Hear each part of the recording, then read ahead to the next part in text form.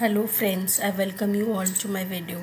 Friends, in this video we are going to see the previous year questions asked by UK Triple SC in his previous exams. हम देखेंगे कि UK Triple SC कैसे questions लेके आ रहे हैं अपने exam में या पिछली एग्ज़ाम्स में कैसे क्वेश्चंस उन्होंने पूछे हैं। जैसा कि हम जानते हैं कि हमारा ये जो एग्ज़ाम है LT वाला अगस्त में होने वाला है, उसी से रिलेटेड मैं इम्पॉर्टेंट क्वेश्चंस लेके आई हूँ जो आपके एग्ज़ाम में प्रिपरेशन के लिए काफ़ी हेल्प करेगा. So I will suggest you to be in this video very attentively. Okay, so let's start by our first question, which is some books are to be tasted, others to be swallowed and some few to be chewed and digested. Okay, so हमारा ये पहला question है, कुछ books को हमें क्या करना चाहिए, चखने के लिए होती हैं, कुछ निगलने के लिए होती हैं और कुछ चबाने और पचाने के लिए होती है. बेसिकली ये बुक, ये जो लाइन इंग्लिश में आपको स्क्रीन पे दिख रहा है उसका मतलब ये है. तो इसका मीनिंग अगर हम बात करें तो क्या होगा इसका मीनिंग. देखिए, कुछ जो बुक्स हैं हमें केवल भागों में पढ़ा जाना चाहिए. जो और किताबें होती है, जो कुछ और बुक्स होती हैं, अलग बुक होती है, उनके लिए उन्हें हमें जिज्ञासावश मतलब काफ़ी क्यूरियस होके पढ़ना चाहिए. मगर कुछ जो बुक्स होती हैं उसको हमें काफ़ी हार्ड वर्क, अटेंशन से, ध्यान से पढ़े जाना चाहिए. और उसको यहाँ पर बोला है हमें च्यूड एंड डाइजेस्ट, चबा के और एकदम निगल लेना चाहिए. उनकी एक एक जो वर्ड्स हैं, वाक्य हैं जो वो कह रहा है, उसको हमें ऐसे च्यूड एंड डाइजेस्ट अपने अंदर एकदम समा लेना चाहिए. तो बेसिकली ये जो लाइन है ये फ्रांसिस बेकन ने बोली है. ठीक है, so the right answer will be B. Francis Bacon का जो वर्क है उसमें ये आपको देखने को मिलता है. तो some books are to be tasted, others to be swallowed and some few to be chewed and digested. Okay, so yes, the right answer is B, Francis Bacon. Here is the thought of him. Now if we see about Bacon, so he was born on 22nd January 1561 से लेके 9th अप्रैल 1626 से उनका life span रहा है. ठीक है, यहाँ से लेके यहाँ तक वो उनकी लाइफ रही है. आफ्टर इसके बाद हम देखें तो वो ही was an English philosopher, statesman who served as attorney general and lord chancellor of England. ये attorney general और lord chancellor भी रहे थे अपने जब किंग जेम्स फर्स्ट का रूल था तब. ठीक है, so yes, the right answer is Francis Bacon. And if we talk about the important works of Francis Bacon, we will see that like it's of truth, of death, of unity in religion or of religion, of revenge also we have, of adversity we have. Okay, of stimulation and disstimulation, of parents and children. After that is of marriage and single life. Okay, so these are the important works of Francis Bacon. Okay, so let's move on to our next question, which is our question second, which is saying what does Mr. Crocker Harris teach to lower 5th grade, lower 5th class. ये questions देखिए, ये UK triple SC का previous year question है. और अब ये हम इस क्वेश्चन की अगर हम बात करें तो ये क्लास 11 की जो बुक है NCERT की, उसमें से ये क्वेश्चन जो चैप्टर है द ब्राउनिंग वर्जन, उसमें से ये क्वेश्चन फ्रेम किया गया है, जो कि लिखा है English playwright Terence Rattigan ने. ठीक है, सो English playwright Terence Rattigan ने इसको लिखा है. और चैप्टर है किसके बारे में, the chapter talks about the experience of a teenager Taplow. अब इसमें टीनेजर है.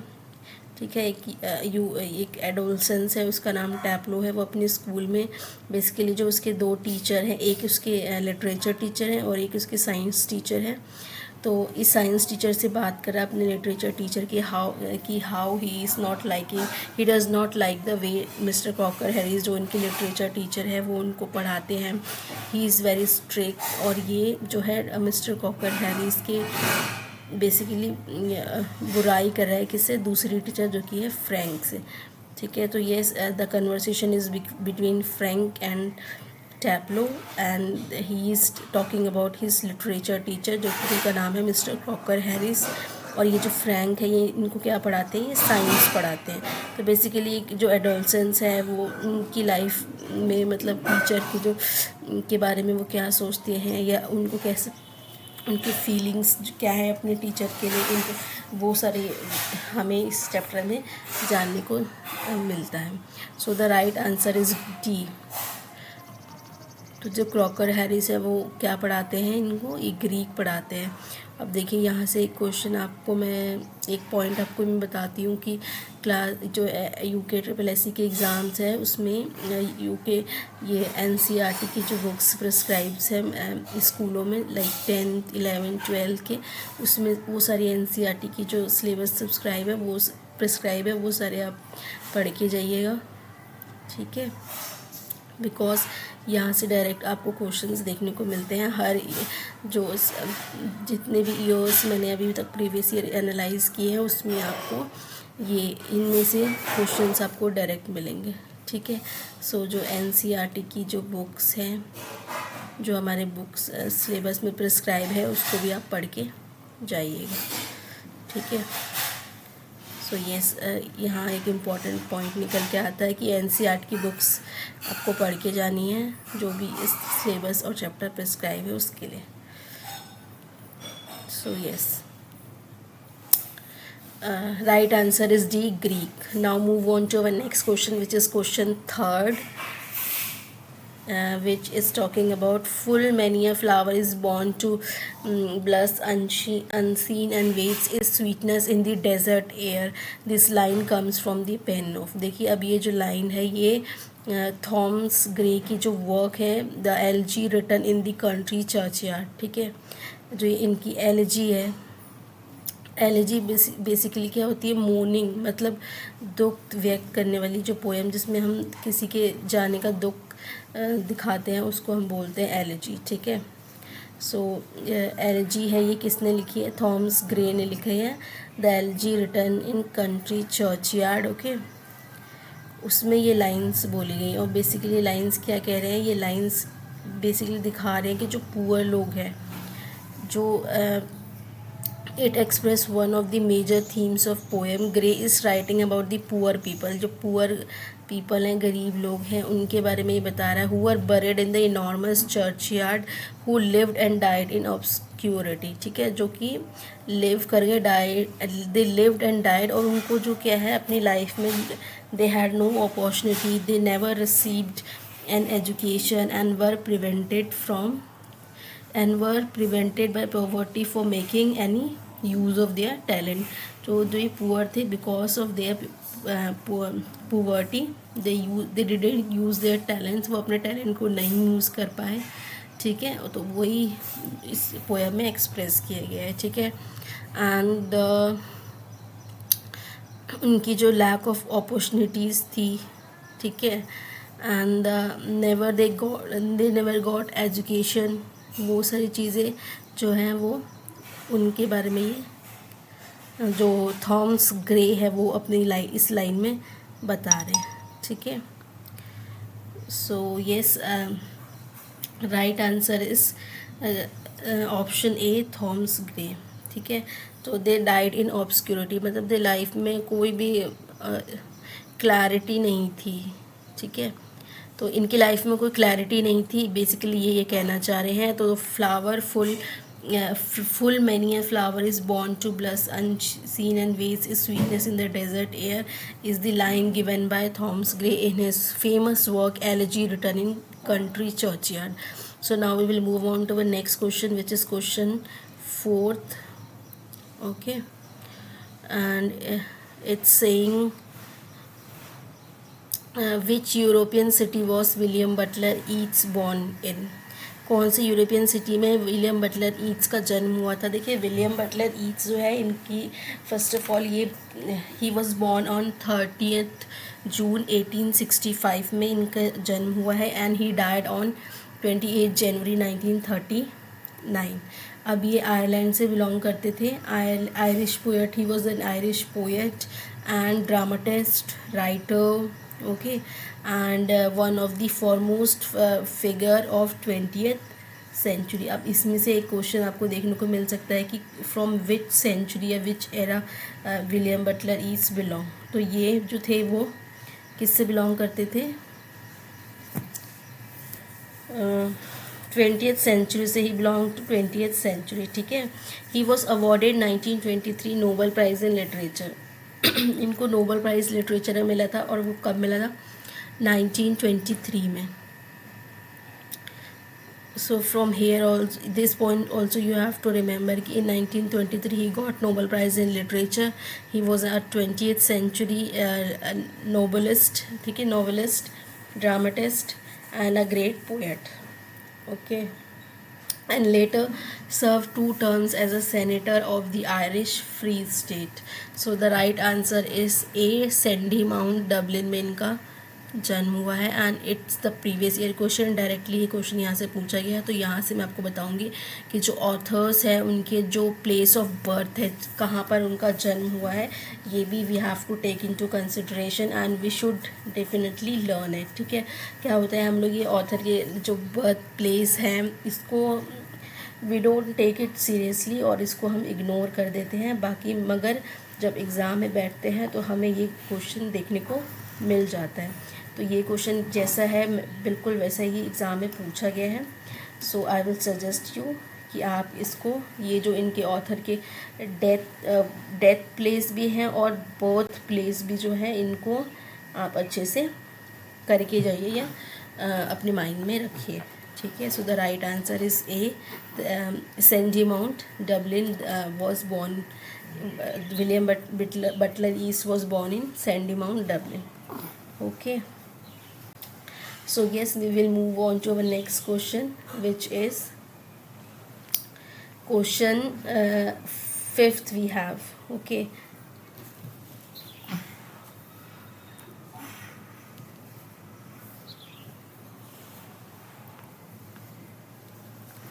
Question 5th. Poet John Keats was born इन. तो पोएट जो जॉन कीट्स हैं वो कब बॉर्न हुए थे? The right answer, 4 options are given.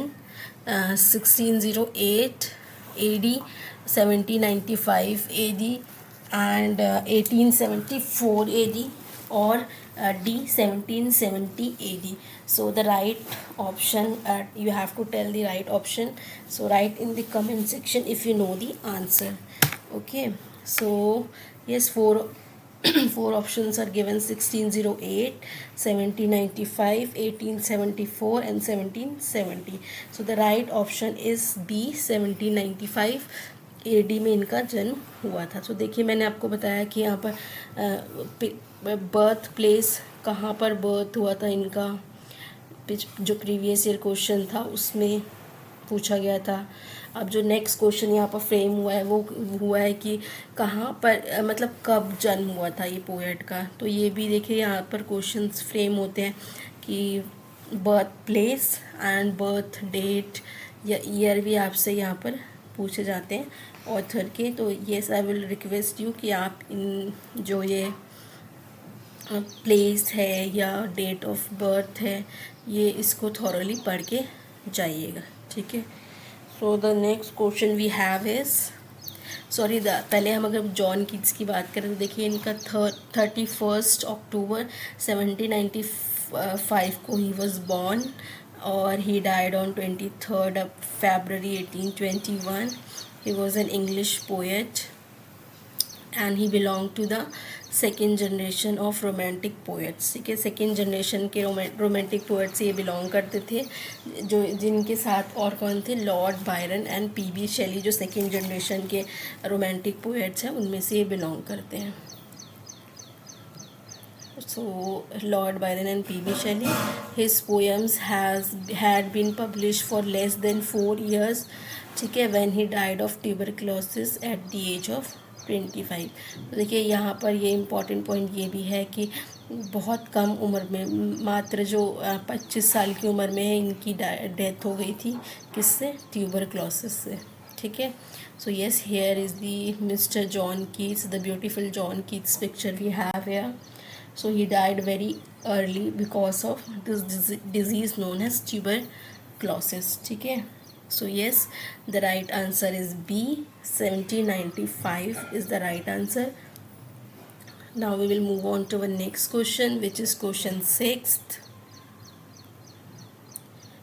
Who was the wisest man in the city in the light of the story The Tale of Melon City?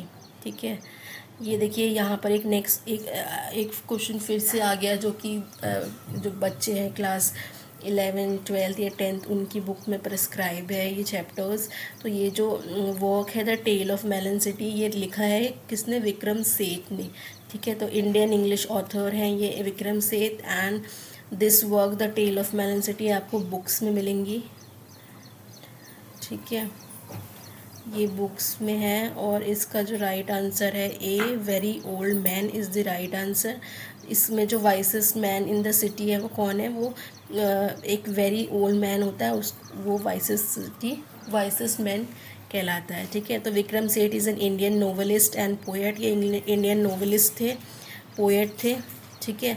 He had वोन several award, काफ़ी सारे price भी इनको मिले हुए हैं, जैसे पद्मश्री, साहित्य अकेडमी अवार्ड, प्रवासी Bharatiya Samman, W.H. Smith literary award and Crossword book award. His collection of poetry such as mapping and beastly tales a notable contribution to the Indian English language poetry canon. ठीक है. तो इनके जो फेमस वर्क है mappings और बीसली tales. ठीक है. So yes, right answer is A, a very old man. देखिए मैं यहाँ से आपको कहूँगी फ्रेंड्स कि आप जो हैं NCERT जो बुक्स हैं उनको जो उनमें जो चैप्टर्स प्रिस्क्राइब हैं, जो सिलेबस है 10th 11th 12th का, उसको थॉरली करके जाइएगा, क्योंकि मैंने इसमें से बहुत सारे क्वेश्चंस ऐसे देखे हैं जो कि डायरेक्टली पूछे जाते हैं इन चैप्टर्स में से. जैसे पीछे जो हमारी स्लाइड्स उसमें 2 क्वेश्चंस मैंने आपको दिखाया, क्रॉकर हैरिस वाला और एक क्वेश्चन, और इसके अलावा देखिए ये 3rd क्वेश्चन है जो कि ऐसे क्वेश्चंस पूछे जाते हैं. अगर हम बात करें विक्रम सेठ की, तो he was an Indian English author. He was born on 20th June 1952 and at age of he was born on 20th June 1952 in Kolkata, West Bengal. ठीक है. एंड इनके जो जॉनरा था, तो ये नॉवेल्स लिखते थे, पोइट्री लिखते थे, लिबर्टो लिखते थे, ट्रैवलिंग राइटिंग लिखते थे, चिल्ड्रंस लिटरेचर, बायोग्राफी, मेमोर ये लिखा करते थे. इनके नोटेबल वर्क्स देखिए, suitable boy, the golden gate and equal music, ये सारे इनके इम्पोर्टेंट वर्क हैं. ठीक है. So yes, the right answer is a very old man was the wisest man in the tale of Melon City. So now we will move on to the next question, which is question 7. John Donne's poem poetry is noted for its. John Donne की जो poetry है उसमें basically पूछ रहा है कि हमें क्या क्या जो उसकी कैरेक्टरिस्टिक्स हैं, किस पॉइंट्स पे वो क्या क्या उनके जो वर्क है उसमें हमें देखने को मिलते हैं. तो देखिए ह्यूमर है. ठीक है. विट है. After that we have obscurity. ठीक है. सो येस, ह्यूमर जो है डेफिनेटली उनके वर्क में आपको देखने को मिलेगा.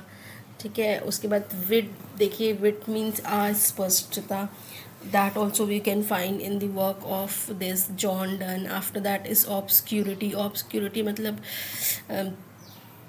लाइक वी कैन से कि ऑब्सक्यूरिटी मीन्स अस्पष्टता. विट मीन्स बुद्धिता, मतलब बुद्धि भी आपको यहाँ पर देखने को मिलेगी उनके वर्क में, मतलब इंटेलिजेंस बेसिकली देखने को मिलेगा. एंड बी जो ऑब्सक्यूरिटी है उसमें आपको मिलेगी अस्पष्टता. तो ठीक है. तो yes, these all are the features of John Donne. ठीक है. तो जॉन डन के जो वर्क है उस सब में ये फीचर्स आपको देखने को मिल जाएंगे.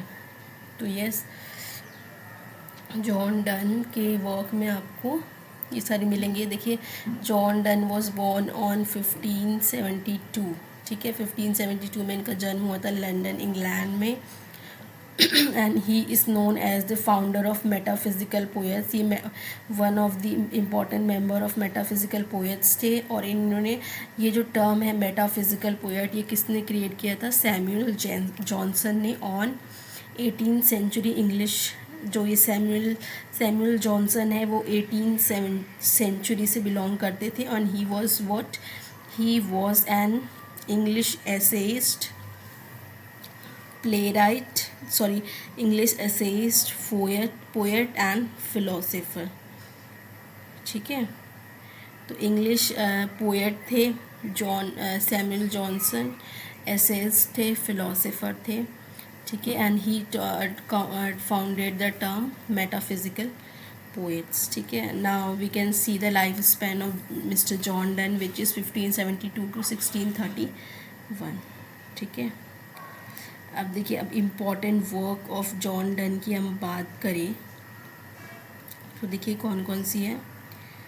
We have valediction forbidding mourning, जो कि उन्होंने लिखी थी 1633 में। फिर after that we have death be not proud, जो उन्होंने लिखी है।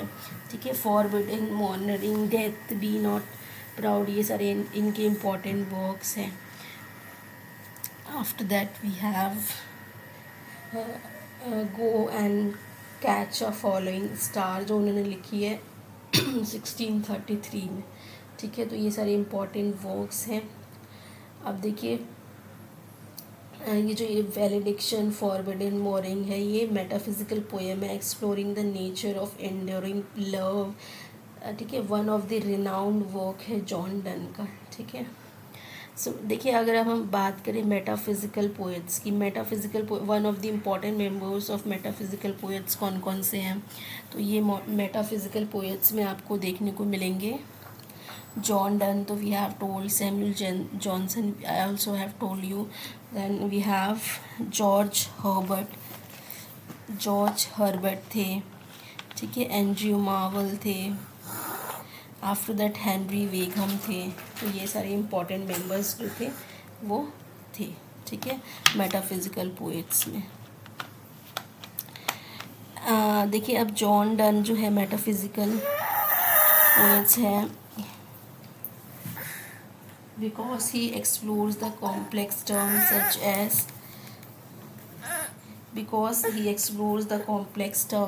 as love, religion, we have mortality, okay, and exploring.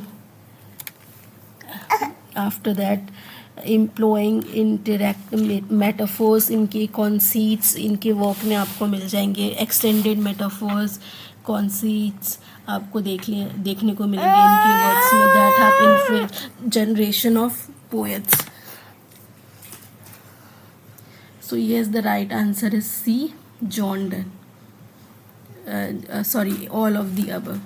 ठीक है, so the right answer is C, all of the above are noted in the work of John Donne. ठीक है, so yes, we will move on to the next question, which is question 8. We have our question 8. Who said poetry is the language of imagination and passion? Who said poetry is the language of the imagination and passion? किसने कहा है? 4 option we have William Larkin, William Wordsworth, William Hazlitt and John Keats. So right answer is B, William Hazlitt. ठीक है, तो William Hazlitt है, उनकी lines है ये कि poetry is the language of the imagination and the passion. अब देखिए, हम बात करें विलियम हैजलिट की, तो इनका जन्म 10 अप्रैल 1778 को हुआ है and he died on 18 April 1830। He was an English essayist, drama, literary critic, painter, social commentator, and yes, philosopher. He is considered one of the greatest critics and essays in the history of English language. His major works are Characters of Shakespeare's play, Table Talk, and The Spirit of the Age. ठीक है, तो ये सारे इनके important works हैं। So the right answer is B, William Hazlitt. ठीक है, poetry is the language, ये लाइन गई है विलियम हैजलिट ने. So here you can see the picture of him, the spirit of the age. So yes, the spirit of the age is the right is also the work written by William Hazlitt. So yes, the right answer is B, William Hazlitt. Now move on to our next question, which is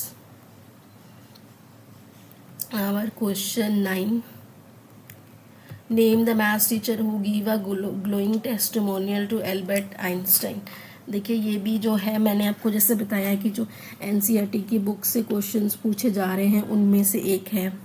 ये class 11 की book है. उसमें एक chapter है Albert Einstein at school. ठीक है, वो उसमें से ही क्वेश्चन फ्रेम किए गए हैं कि मैथ्स टीचर का नाम आपको बताना है जिसने ग्लोइंग टेस्टिमोनियल दिया था किसको, एल्बर्ट आइंस्टाइन को. और उसमें उसने क्या लिखा था.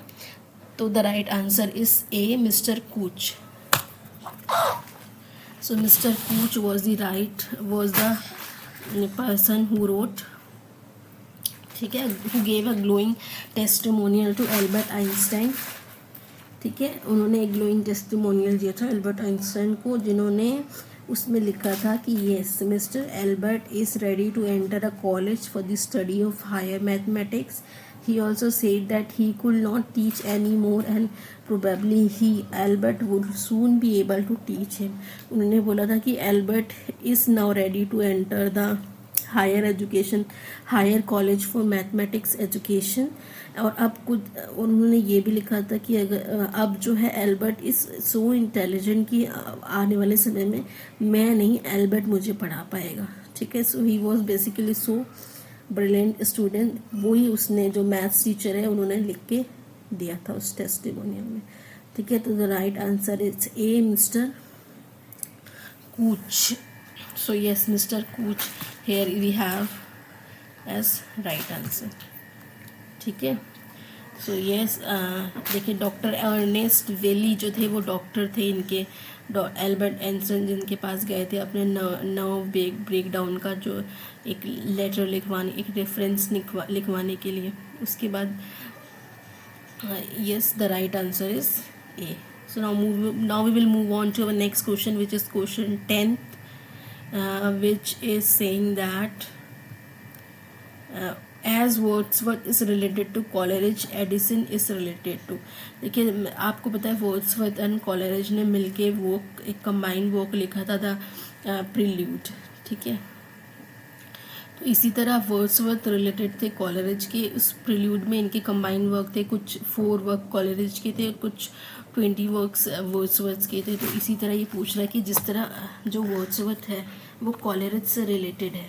ठीक है, because of the combined work of them. तो अब ये पूछ रहे हैं कि एडिसन से रिलेटेड कौन है. इसका आंसर देखिए फ्रेंड होगा सी, रिचर्ड स्टीली. ठीक है, तो रिचर्ड स्टीली जो थे वो ये जो एडिसन है, जोसेफ एडिसन, इनसे रिलेटेड थे. और वो कैसे रिलेटेड थे, बिकॉज देखिए sir Richard steely born on 1672 Dublin Ireland, died on September 1st 1729,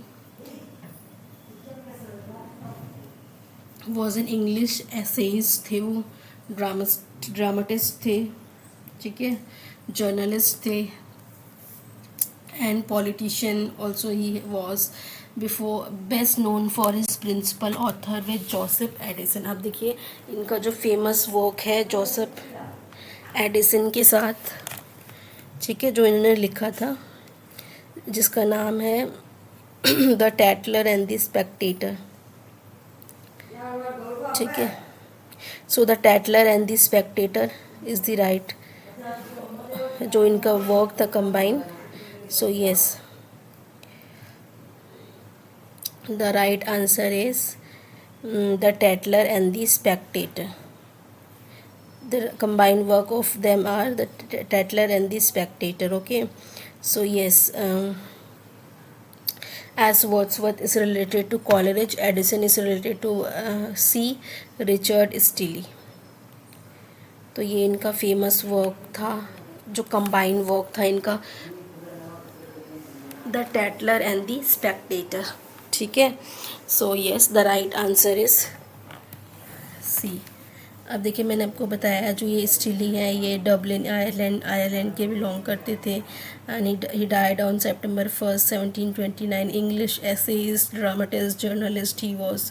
okay, so yes, here I will like to give you homework that you have to find about a bit, मतलब थोड़ा आपको Joseph Addison की biography आपको find करनी है और आपको comment section में देना है आंसर। आप बताइए कि जो एडिसन है, जोसेफ एडिसन, उनके कुछ important work, what was the genre of him. ठीक है, उनके बारे में और आप सर्च करिए यहाँ पर और कमेंट सेक्शन में आंसर दीजिएगा। ठीक है, so yes the right answer is C, Steele. So now we will move to the next question which is question 11, which is saying who paid homage to one of his contemporary poets in memory of W.B. Yeats। जो उनके जिनके ये जो W.B. Yeats हैं इनकी memory में किसने उन्हीं के समकालीन एक पोएट जो थे लिखा था। ये वर्क जो है इन मेमोरी ऑफ W.B. Yeats से किसने लिखा है, जो कि उनके समकालीन मतलब उसी समय के पोएट थे। तो the right answer here will be B, W.H. Auden। So here is the picture, W.H. Auden ने लिखा था ये work in memory of W.B. Yeats। ठीक है, एंड और ये क्यों लिखा था, जो ये जो ग्रेट पोएट है W.B. Yeats उनकी डेथ पे इन्होंने लिखा था। ठीक है, तो Auden wrote the poem a 3 section elegy. देखिए एलिजी मैंने आपको बताया एक डेथ, किसी की डेथ पे जो हम पोएम लिखते हैं, मौन करते हैं, मतलब श्लोक पोएम जो होते हैं उसको हम बोलते हैं एलिजी। ठीक है, सो ये एक एलिजी है, 3 सेक्शन एलिजी है। ठीक है, जो कि W.B. Yeats की डेथ के बाद तुरंत लिखा गया था। ठीक है, इट्स फर्स्ट अपीयर्ड इन, और लिखा कब गया था, 15 फरवरी 1939 में लिखा गया था। ठीक है, और अब देखिए ये जो है फर्स्ट अपीयर्ड इन 1940। ठीक है, कलेक्शन का नाम था अनदर टाइम। ठीक है, so yes the right answer is W.B. Auden। अब देखिए W.B. Auden की हम बात करें तो he was N British American poet. ये जो W.H. Auden है ये ब्रिटिश अमेरिका से बिलोंग करते थे। ठीक है, और इनकी पोइट्री जो है noted for stylish and technical achievement, its engagement with politics. जो इनके थीम्स होते थे ये politics, moral, love, religion and इनकी टोन वैरायटी होती थी, फॉर्म एंड कंटेंट। ठीक है, some of his best known poems अगर हम बात करें तो वी हैव फर्नल ब्लूज। ठीक है, उसके बाद September 1st 1939 जो एक पॉलिटिकल और सोशल थीम पर लिखा गया। After that the shield of Achilles on cultural and psychological theme such as the age of anxiety and on religious theme we have for the time being and Horae Canonicae. ठीक है, तो ये इनके important work है। So the right answer is W.H. Auden। Now we will move to our next question which is our question 12th, whose wife and children were savagely slaughtered in the play Macbeth। अब तो ये देखिए जो famous play है जो Shakespeare का उसके बारे में पूछा गया है कि इसकी बेसिकली कि जो किसकी वाइफ था या और बच्चे थे उसको स्लेवजली मीन्स काफ़ी बुरी तरीके से विदाउट एनी किसी रहम के आपको क्या किया गया था, मार दिया गया था। ठीक है, so the right answer is here we have Macduff. ठीक है, so the right answer is Macduff. Macduff was the loyal thane of Duncan service. ठीक है, unlike the renaissance Macbeth, Macduff is completely loyal to Duncan and his son Malcolm. ठीक है। He discovers Duncan's body and he soon becomes suspicious of Macbeth. ठीक है, तो ये Macduff जो loyal है काफ़ी डनकन्स के लिए, ठीक है, और जैसे ही किंग डंकन की डेथ होती है उसको तुरंत शक हो जाता है किस पे, मैकबेथ पे। तो उसी के जो बीवी बच्चे हैं उसको जो है काफ़ी बुरी तरीके से उस प्ले में मार दिया जाता है। ठीक है, अब देखिए जो ये इनकी वाइफ, ये जो है मैकडफ, ये किसके साथ फिर मेलकम के साथ मिलके मैकबेथ के साथ बदला लेता है। ठीक है, so the right answer is C, Macduff. So yes, Macduff is the right answer. Now we will move to our next question, which is question 13. What is the lifespan of Francis Bacon? तो देखिए यहाँ से फिर से life span पूछा गया है। जो इस बार जो है ये लाइफ स्पैन पूछा गया है फ्रांसिस बेकन का। ठीक है, so yes, the life span of Francis Bacon is 1561 AD से 1526 AD। ठीक है, so the right answer is 22 जनवरी 1561 से 9 अप्रैल 1626 तक इनकी लाइफ स्पैन है। And he was an English philosopher, statesman who served as an attorney general और lord chancellor of England and under the king James first. ठीक है, so yes, the right answer is D. अब इसकी इनकी important work की बात करें तो वी हैव ऑफ ट्रुथ इन्होंने लिखा था 1625 में, ऑफ डेथ 1612 में, of unity in religion, of revenge 1625 में, of adversity 1625, of stimulation and dissimulation 1625, of parents and children 1612 में लिखा है, of marriage and single life 1612 में लिखा है। ठीक है, so the right answer is D. Francis Bacon life span जो है 1561 से 1626 AD तक रहा है। So here is mister handsome mister Francis bacon.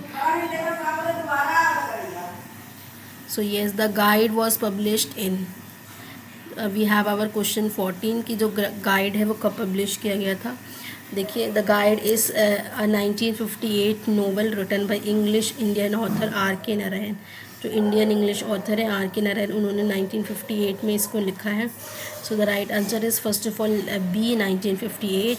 Like most of his works, the event of this novel took place in Malgudi. जो इनका fictitious town है मालगुड़ी, जो इन्होंने क्रिएट किया था अपने वर्क्स में, वो इनका यूज़ इन्होंने किया है। ठीक है, and the novel describes the transformation of the protagonist. जो हीरो हैं इस वर्क के वो कौन है, मिस्टर राजू। ठीक है, तो इस प्ले के जो हीरो हैं प्रोटोगनिस्ट हैं वो मतलब राजू है। ठीक है, और उसका कैसे टूर गाइड से कैसे वो स्पिरिचुअल गाइड बनता है। After that is one of the greatest Holi man. तो ये चीज़ इस वर्क में दिखाई गई है। सो येस, इसमें एक मूवी भी बनी है। Here is the poster, the guide. ठीक है, which was written by R.K. Narayan. अब देखिए जो R.K. नारायण, इनकी फुल फॉर्म भी कितनी बार पूछ लिया जाता है आप लोगों से। जो the full form is mister R.K. Narayan इस राष्ट्रीयपुरम कृष्ण स्वामी अय्यर नारायण स्वामी। ठीक है, ही वॉज बोर्न ऑन 10 अक्टूबर 1906 और 30 मई 2001 में ही डाइड। ठीक है, he is better known as R.K. Narayan. ठीक है, he was Indian writer, novelist, known for his work set in fictional South Indian town Malgudi, जैसे मैंने आपको बताया। ठीक है, he was a leading author of early Indian literature in English along with Mulk Raj Anand and राजा राव। मुल्कराज आनंद और राजा राव इनके ये जो R.K. नारायण हैं, इन तीनों के combine leading Indian English combinedly they are called leading Indian English authors। ठीक है, इनकी वर्क्स देखिए, Swami and friends, the bachelor of arts, the English teacher, the financial expert, ये सब, द गाइड ऑल्सो, ये these are important works of him. ठीक है, इनके अवार्ड्स तो मैंने आपको बताए।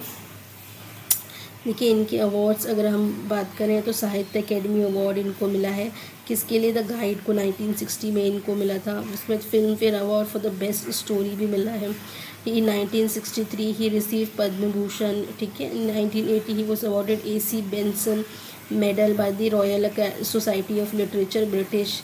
In 1982 he was elected as honorary member of American Academy of Arts and Literature. अब देखिए इनको नॉमिनेटेड भी किया गया था नोबेल प्राइज़ इन लिटरेचर को के लिए multiple times, but never won the honour. जो नोबेल प्राइज़ इन लिटरेचर है उसके लिए इनको नॉमिनेट किया गया था कितनी बार, बट इनको मिला नहीं है, ठीक है। So yes, these are important facts about Mister R.K. Narayan. So now we will move on to next question. The right answer is B 1958, ठीक है। So let's move to our next question which is question 15th and which is our last question. Who is known for Wessex novels. जैसे कि पिछला question था कि जो Malgudi fictitious town वो किसने बनाया था, R.K. नारायण ने बनाया था। तो इसी तरह नेक्स्ट क्वेश्चन पूछा गया है कि जो ये वेसेक्स नोवेल के नाम से, वेसेक्स जो रीजन है उसके उस नोवेल उस रिलीजन को लेके कौन लिखता था। Thomas Hardy's Wessex is the fictitious literary landscape created by English author Thomas Hardy. तो right answer is Thomas Hardy, जो अपने वर्क्स में है वो वेसेक्स जो एक प्लेस है उसको लेके उसके अराउंड स्टोरीज लिखा करते थे, ठीक है। Setting of major novels located in south and south west England. तो साउथ और साउथ वेस्ट इंग्लैंड में ये एरिया लोकेटेड है, ठीक है। So yes, the right answer is B D Thomas Hardy, ठीक है। So yes, the right answer is D Thomas Hardy. If we talk about Thomas Hardy, ठीक है, ये जो है वेसेक्स, मैंने बताया आप लोगों को कि वेसेक्स को लेके लिखा करते थे। इनके और जो वर्क आप देखिए important works we have far from the madding crowd 1874 में he wrote, the mayor of Casterbridge 1886 he wrote, Tess of d'Urbervilles he wrote in 1891, Jude the obscure 1895. So yes, these are important works of him. He was an English novelist, okay, poet, short story writer, ठीक है। And इनके जो literary movement है naturalism Victorian age से belong करते हैं, तो इनका एज भी कितनी बार पूछ लिया जाता है। So yes, these are important facts about author. जो इन ऑथर से अराउंड इम्पॉर्टेंट फैक्ट्स है वो भी आपको याद करने हैं, इनके इम्पॉर्टेंट वर्क्स हो गए। सो येस, वेसेक्स और किस कोई अगर फिक्टिशियस टाउन के अराउंड है जिस पे ये लिखा करते हैं, तो that also you have to take into consideration. So yes, this was our last question and I hope आप लोग को ये समझ में आए होंगे, आपको ये क्वेश्चंस इंटरेस्टिंग एंड इम्पॉर्टेंट लगे होंगे। So watch this video thoroughly and revise करके जाइएगा, अच्छे से पढ़िए। 18 अगस्त को जो एग्ज़ाम होने वाला है उसके लिए मेहनत करिए, काफ़ी जम के मेहनत करिए ताकि आपका एग्ज़ाम क्लियर हो। So yes, by this we will end our video and thank you for being with me. Thank you and till bye bye.